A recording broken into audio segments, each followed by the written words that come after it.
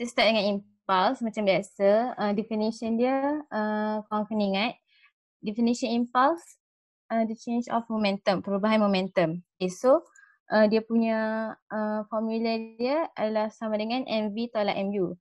Yang ni kalau korang nak simplify, nak faktor dia jadi m kurungan v tolak u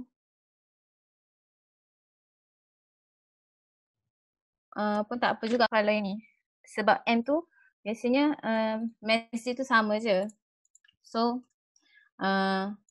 okay, ni kan. Lepas tu dia punya unit kg ms negatif 1, kg untuk mass. Ms negatif 1 ni unit untuk hal laju, right? Okay, lepas tu ataupun unit dia ns. Okay, lepas tu untuk impulsive force, daya impuls, dia punya definition, the rate of change of momentum in a collision or explosion. Maksud dia kadar perubahan momentum dalam suatu pelanggaran atau letupan. Okay, so ni dia punya formula. Formula dia ni. F1 sama dengan mv tolak mu per dengan t. Okay, so kalau the rate kan, kadar ni dia per dengan t kalau korang nak tengok. Dia per dengan t. So apa-apa definition yang ada kadar, mesti dalam formula dia mesti per dengan t. Okay, so sini korang tengok kalau kita angkat t ni kan jadi ft. Sekejap. Sini kalau ni kan, kalau korang, alamak saya boleh sini sekejap. Okay, sini kalau korang angkat ft sama dengan mv tolak u kan.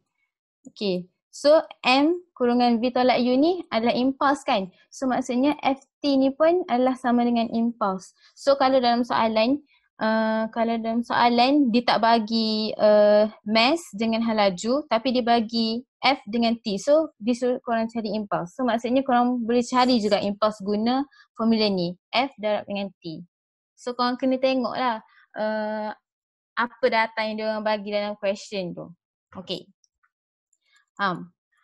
Lepas tu kita move untuk graph. Okay. Graph impulsive force dengan melawan T kan. Okay, so kalau masa pelanggaran dia rendah, daya impuls dia akan meningkat. Kalau masa pelanggaran dia tinggi, daya impuls dia akan berkurang. So maksudnya daya impuls ni dia berkadar songsang dengan T. Graf ni salah tau. So, sekejap nanti. Okay, so graf ni F dia berkadar songsang dengan T, bukan 1/T. Kalau yang ni F daya impuls dia berkadar terus dengan 1/T. Faham tak? Sebab kalau ni kan, kalau F dia tinggi maksudnya masa dia rendah. So dia berkadar songsang. Faham tak? Diorang tak faham? Kurang faham. Kurang faham? Kat mana tu? Kalau macam ni. Kalau ni kan, F daya impuls, dia kalau kita nak daya impuls tu tinggi, kita kena bagi masa pelanggaran dia tu rendah. So maksudnya, kalau nak daya impuls tinggi, masa pelanggaran dia tu kena rendah. So maksudnya, dia satu rendah, satu tinggi. So maksudnya dia berkadar songsang. Jangan tengok graf ni tau. Graf ni dia salah. Nanti sekejap. Graf ni, yang songsang ni adalah daya impuls dengan T. Yang berkadar terus ni 1/T. Nampak tak kalau yang ni kan? Yang ni kalau daya impuls dia tinggi maksudnya masa dia rendah. Faham? Okay, faham. Lepas tu, kita move kan? Okay. So ni untuk situation kalau daya impuls dia, kita nak daya impuls dia rendah. So ni situation dia. So korang kena ingat situasi ni. Kalau dalam soalan biasanya dia orang kalau dalam soalan dia biasa tanya macam suruh terangkan ke macam tu lah. So korang kena ingat poin-poin dia. Korang kena ingat poin-poin dia kan. Okay, so untuk yang ni, untuk atlet lompat tinggi ni, okay, so dia orang guna thick mattress, tilam yang tebal ni dengan permukaan yang lembut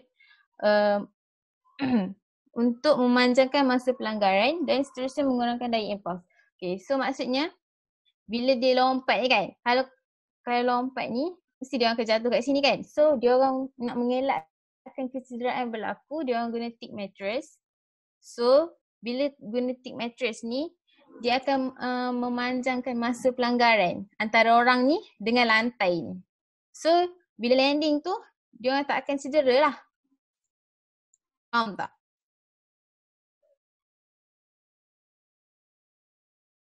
Faham. Okay. Okay, so maksudnya point dia kat sini, thick mattress. Thick mattress ni yang memanjangkan masa pelanggaran. So bila masa pelanggaran panjang, daya impuls tu dia akan kurang. Okay, so bila daya impuls kurang, kecederaan pun dapat prevent lah, kurang dia cedera kan. Okay, so yang terfaham kan? Okay, so untuk glove, untuk goalkeeper ni, jika okay, so untuk glove goalkeeper ni, okay, so dia kan tahan bola. Tahan bola tu, dia nak tahan bola tu kan laju kan. Okay, so dia glove ni, dia macam thick mattress juga. Dia tebal juga kan. Okay, so bila dia tebal, dia tingkatkan masa pelanggaran. So bila masa pelanggaran tingkat, daya impuls rendah, so dia pun kurang cedera. Macam tu je point dia. Kalau masa pelanggaran tinggi, daya impuls rendah, so kurang cedera. Macam tu. Faham? Okay. Lepas tu, untuk ni, gimnastik ni, dia bengkokkan kaki dia. Dia bengkokkan kaki dia supaya dia mendarat tu, masa yang dia ambil untuk mendarat tu lambat. So masa mendarat dia lambat tu, kita panggil masa pelanggaran dia panjang lah sebab dia lambat sampai kat bawah ni kan. Faham tak? So bila masa pelanggaran dia panjang, daya impuls dia kurang. So kuranglah dia cedera. Maksudnya kaki dia tak injured lah masa dia landing tu. Tu je point dia. Masa pelanggaran untuk reduce impulsive force ni, dia punya point tu lebih kurang sama je semua. Cuma sama je semua. So maksud dia masa pelanggaran dia panjang. So bila masa pelanggaran dia panjang, daya impuls dia kurang. So bila daya impuls kurang, dia boleh prevent daripada injury. Macam tu. Sama je untuk baseball ni. Baseball ni pun kalau untuk bola baseball ni, dia orang tangkap bola tu kan, bila dia orang tangkap bola, dia orang akan bawa bola tu, dia orang akan tarik bola tu pergi belakang kan. Dia orang ikut bola tu pergi belakang attack. Okay, so bila dia orang tarik tangan dia orang ke belakang juga tu, maksudnya dia orang tak stop terus bola tu. Dia orang terus bawa bola tu sekali sampailah bola tu berhenti. So maksudnya masa pelanggaran bola tu dengan tangan tu panjang lah. Maksudnya dia orang tak terus tangkap, lepas tu stop macam tu. Faham tak? Saya nak cakap. Faham. Faham kan? Okay. Faham lah. Okay. Kalau tak faham cakap tau. Okay. Okay, kalau yang tu untuk decrease. Kalau untuk increase, kita nak impulsive force tu tinggi kan. Okay, so untuk yang ni, untuk ni karate expert ni, okay, so dia orang nak impulsive force dia orang tinggi. So maksudnya dia punya masa pelanggaran mestilah kena rendah kan. Rendah ataupun singkat. Mana-mana pun boleh guna. Okay, so maksudnya sini untuk dia orang pecahkan sini, dia orang kena impulsive force dia orang kena tinggi. So point dia ni kan. Dia orang kena slap with his bare hand that moves at very fast. So maksudnya dia orang kena tumbuk tu dengan laju. Bila laju, masa pelanggaran tangan dia dengan papan tu adalah singkat. So bila singkat, daya impuls dia akan jadi tinggi. Faham tak? So bila daya impuls dia tinggi, papan tu terbelah dua lah. Macam tu. Okay. Faham kan? Okay, lepas tu ni untuk pemukul ni. Pemukul ni pun sama juga. Okay, kita kena pukul dengan cepat. Bila cepat, masa pelanggaran dia singkat. Bila masa singkat, daya impuls dia jadi tinggi. So, paku tu akan tertolak ke dalam. Sama juga. Point dia sama juga. Semua ni, semua sama point dia. Kalau untuk bola ni korang nak sepak bola kan. Bola mestilah kena angin dia cukup kan. Kalau bola dia tak cukup angin, tak best lah kan. Kenapa tak best? Sebab korang tak ada sepak dia jauh kan. Okay.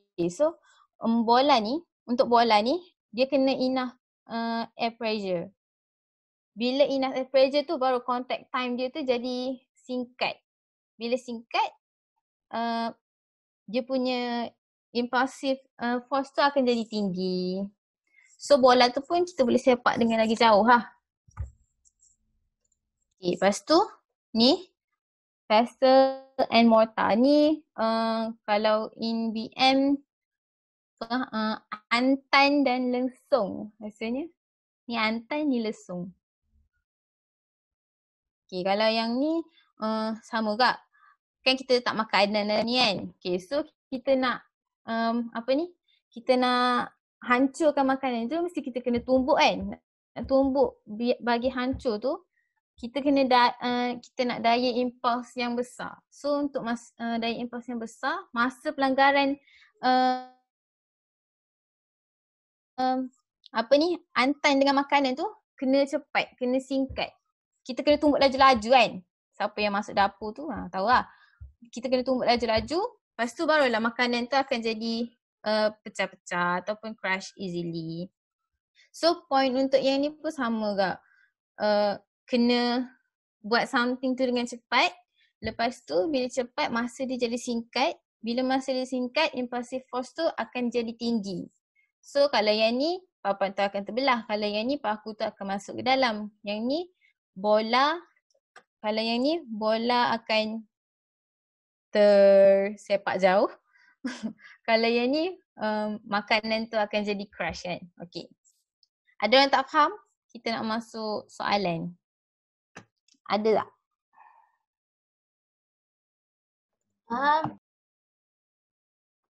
Faham? Okay, boleh masuk soalan Masuk soalan Boleh. Okay, so untuk question first. Okay, untuk jawab soalan ni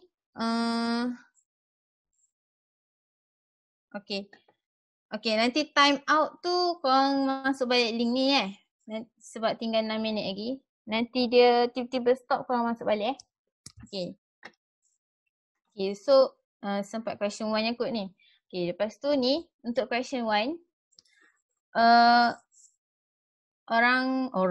aku Okay, kita underline data yang dia bagi. Baru senang kita nak tengok apa kan. Okay, so ni a 60 kg resident jumps from the first floor of a burning house with velocity just before landing on the ground is 6 ms kan, m per s. Okay, so sekarang dia bagi 60 kg. 60 kg ni apa?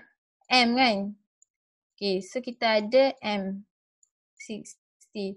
Okay, lepas tu velocity just before landing on the ground is 6. Okay, 6 ni before landing. Maksudnya 6 ni adalah V. 6 kan? Okay. Kita letak ni. Okay. So U dia berapa? U dia ialah kosong. Why? Sebab before dia jump tu dia tak ada velocity lagi. Faham tak? Bila dia tak ada velocity lagi, so kosong lah. Sebelum dia jump tu, sebelum dia jump tu kosong. Lepas tu bila dia jump tu, dapat 6. So, V tu 6, U tu kosong. Okay, so untuk question A, calculate the impulse when his leg hits the ground. Okay, so dia nak suruh kita kira impulse kan. Impulse formula dia apa tadi? Formula dia MV tolak dengan MU kan. Okay, ataupun korang nak faktor, M keluar, V tolak U.